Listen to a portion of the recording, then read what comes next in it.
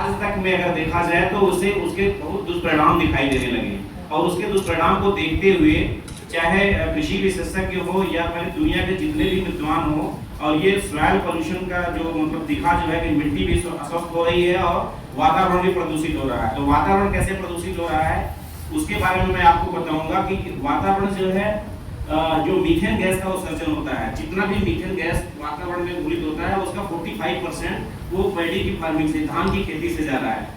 तो वो जो है मीथेन कैसे निकलता है, जब खेत में किसी पानी भरा रहता है और पानी जब भरा रहता है तो नीचे से जो है कि वो मीथेन गैस का उत्सर्जन होता रहता है। अक्सर आप लोगों ने देखा होगा धान की फसल में जब रोपाई करने के बाद छोटे छोटे बुलबुले निकलते रहते हैं, तो मीथेन का वो उत्सर्जन चलता रहता है।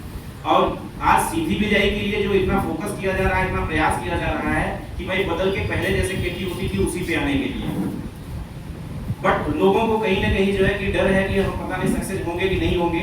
इसके इंपॉर्टेंस को अगर देखा जाए तो क्यों जरूरी है, एक तो मैंने बताया मीथेन गैस का उत्सर्जन हो रहा है, दूसरा जो है कि मिट्टी का स्वास्थ्य इतना ज्यादा बिगड़ता चला जा रहा है क्योंकि 70 सालों से जो है मिट्टी को रौंदा जाता है, उसको जुताई करके पूरा रौंदा जाता है तो उसकी जो प्राकृतिक बनावट है वो बिगड़ जाती है, जिससे उसमें जो सूक्ष्म जीवाणु होते हैं जो चावल की गुणवत्ता को सुनिश्चित करते हैं, उसमें सुवास या उसमें जो न्यूट्रिशन वैल्यू होती है, जो पोषक तत्व होने चाहिए, वो सब गायब होते चले जा रहे हैं। इसलिए चावल खाने में वो जो पहले स्वाद मिलता था वो स्वाद भी नहीं मिल रहा है, ना तो उसमें न्यूट्रिशन मिल रहा है।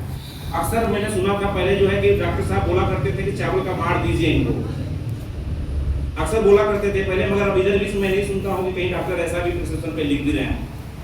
और चावल इतना जो है महत्वपूर्ण फसल होने के बावजूद भी आज जो है कि अगर देखा जाए तो उसकी गुणवत्ता सबसे ज्यादा गड़बड़ होती चली जा रही है।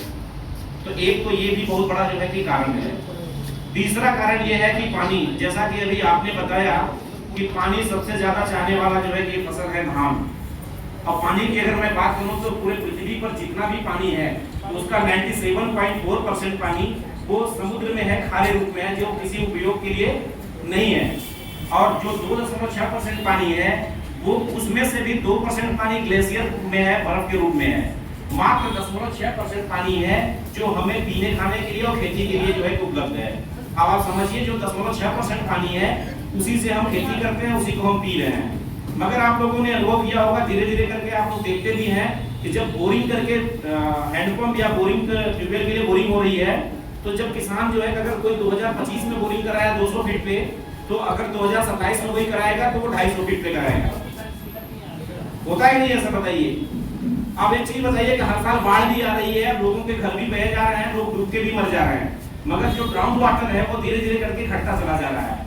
ये बहुत ही बड़ा चैलेंज है। ये क्यों घटता चला जा रहा है? क्योंकि जो है जब रोपाई वाली विधि से धान की खेती करते हैं लोग खरीफ में, तो होता क्या है कि जो खेत होता है उसको जब लेवा कर देते हैं, लेवाली कर देते हैं, तो उससे क्या होता है कि पानी को जमीन में जाने से रोक देता है। अक्सर आप लोगों ने देखा है जब रोपाई करना होता है, खेत में पानी किसान डालता है तो जल्दी से ट्रैक्टर बुलाते हैं कि भाई आप ट्रैक्टर बुलाइए, जुताई कर दीजिए, नहीं तो पानी सूख जाएगा। होता है नहीं होता? अब क्या हो रहा है, जब उसको ऐसे ही लेवा कर देते हैं तो जो पानी होता है वो खड़ा हो जाता है, तो वो 2-3 दिन में जो है वो पानी जो है खड़ा रहता है और वो पानी इसके बाद उड़ के ऊपर चला जाता है। ठीक है, ये ऐसे ही बात होती है और जमीन में नीचे नहीं जाता है। जब जमीन में नीचे नहीं जा रहा है तो आप अगर उसमें से दोहन कर रहे हैं तो पानी घटता चला जा रहा है। ये तो वही बात हुई कि अगर कोई बखारी होती है, बखारी में धान भर दिया जाए, ऊपर से एकदम लाख कर दिया जाए और नीचे से खोल के केवल निकाला जाए धान को और ऊपर से भरा न जाए, तो एक दिन ऐसा आएगा कि उसमें कुछ नहीं बचेगा, पूरी की पूरी बखारी आपकी खाली हो जाएगी। तो यही हो रहा है धान की रोपाई वाली विधि से जो नुकसान हो रहे हैं कि जो भूमिगत जल है वो धीरे धीरे करके घटता चला जा रहा है। ये बहुत बड़ी चुनौती है पूरे दुनिया में जो है जो धान की खेती जहां पर भी हो रही है। तो इसलिए और ज्यादा जरूरी है कि इसको बदल के पुरानी पद्धति पे लाया जाए। और अगला जो है धान की खेती में सबसे ज्यादा जो है कि लेबर की समस्या आ रही है और लेबर मजदूर उपलब्ध नहीं है, जिससे किसान काफी आहत है और परेशान है। तो इन परेशानियों से निजात पाने के लिए धान की सीधी बिजाई आप लोगों को करना चाहिए और कराना चाहिए। तमाम आप लोग एफपीओ हैं जो है, तो आपके साथ में काफी किसान जुड़े हुए हैं, तो आपको भी इस मुहिम को जो है कि आगे बढ़ाने की जरूरत है। जिस तरीके से प्रश्न दिया गया जो है कि सीधी बिजाई या सस्टेनेबल एग्रीकल्चर को लेकर जो है कि प्रयास आप कर रहे हैं, मैं देखता हूँ सोशल मीडिया पे कि जिस तरीके से आपका प्रयास है, निश्चित रूप से एक दिन बहुत बड़ी सफलता मिलेगी। और खास करके अगर बस्ती में देखा जाए तो बस्ती ऐसा जनपद है जहाँ पर आपको जो है जितने भी खेती किसानी से जुड़े हुए लोग हैं सब कोई जो है आपको जानते हैं। अब इसमें जो चैलेंजेस आते हैं, मैं बहुत ज़्यादा समय नहीं लूँगा आप लोगों से, जो चैलेंजेज आते हैं धान की सीधी बिजाई में, वो 2 चैलेंजेज आते हैं। एक चैलेंज आता है पहला कि पूरे एकड़ में जब आप बुआई करवाते हैं तो प्लांट पॉपुलेशन, पौधों की संख्या कम हो जाती है। क्यों कम हो जाती है? जब सीधी बुआई आप करते हैं तो उसमें कीड़े मकोड़े के कारण से या कहीं धूप ज्यादा हो गई या पानी लग गया तो कुछ पौधे मर जाते हैं, जिससे पौधों की संख्या जब कम होती है तो ये ड्रैग हो जाती है, उपज कम हो जाती है 1-2 कुंटल एकड़ में। एक तो ये चैलेंजेज है। दूसरा चैलेंजेज है क्योंकि जब मिट्टी को आपने रौदा नहीं तो मिट्टी के अंदर जितने भी खरपतवार के बीज होंगे वो सभी जो है उगेंगे, यानी खरपतवार ज्यादा उगने की प्रवृत्ति इसमें रहेगी, निश्चित रूप से रहेगी। तो आपको क्या करना चाहिए कि सीधी बिजाई करते समय 2 बातों पे ध्यान रखना चाहिए कि पौधा पूरे खेत में जो है कि बराबर उगे। इसके लिए बीज को शोधन करवा दीजिए। बीज शोधन करने के लिए एक दवाई आता है गाउचो, जिसमें इमिडाक्लोपिड होता है एफएस फार्मूलेशन में, जो सीड ट्रीटमेंट के लिए है।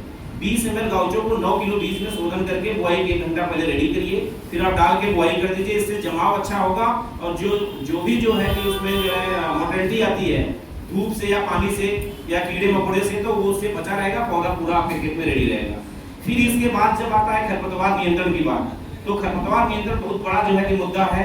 इसके लिए बुआई कराने के तुरंत बाद उसमें पेंटामेथ्रिन का छिड़काव कराना है 0 से 3 दिन के भीतर। फिर इसके बाद क्या होगा, तभी खर उसमें उग सकते हैं। क्यों उग सकते हैं?